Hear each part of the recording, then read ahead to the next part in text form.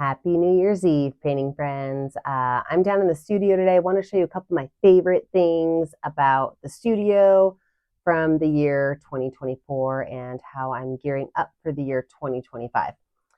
First things first, if you've never seen my studio, it is just an old greenhouse in my backyard that is in the woods overlooking a lake. So it's not high class, it's not fancy schmancy. I built it with things I bought from Goodwill and Amazon and little fun art stores in the area. So that's my studio. Let's take a look around and see what kind of cool things we have in the studio. So this is my studio space setup. And by the way, it is super windy outside. You can see my windsock out there blowing away. But I did just get this new lamp that goes all the way up on my desk to try to help me with some of the shadows that I have.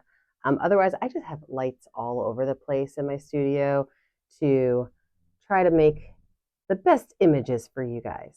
But here's some of my tricks. Number one, I always cover my paint palette with cling wrap. I like to do that because then I can wrap it up, throw it away, and I don't have to wash anything out because I do not have any sink down here at the studio. Next, these are my brushes. This is how I kind of keep all my stuff set up right here. First of all, I'll say hi to Frida. Frida is my coffee cup. She watches over me and sends me all of her good, happy art vibes. This is maybe my favorite thing I have in the studio. It is my little paintbrush holder monster, and I just think he's the cutest thing ever. But let's talk about these brushes. So I really love these brushes. These are Princeton Velvet Touch brushes. This is my 1-inch flat brush. But what I really like about these round brushes is that they actually feel velvety. They're very nice and soft. I love it. And they've got great bottom ends to make polka dots. So remember, I always have my 10, 6, and 1 round brush, and these are the Velvet Touch Princeton brushes. I got to tell you guys, these water cups here, these were the very first ones I bought when I started painting with a purpose back in 2020.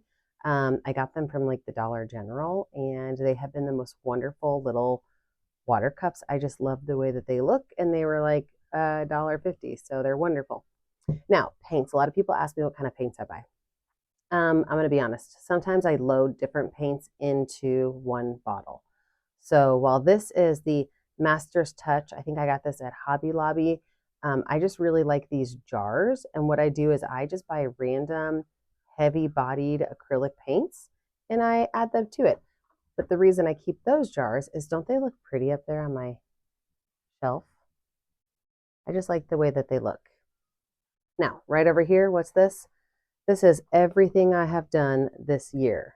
Okay, these are all the paintings. I keep lists of them. Last year I did 76 paintings.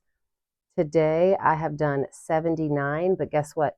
I'm going to do another painting today. So we're going to hit 80 paintings this year. All right, let's take another look around the studio. So I already showed you my lights. I've got my original Painting with a Purpose sign. This is one of the very first things I made in 2020. The clips are on it because sometimes I have to hide from the sun in here.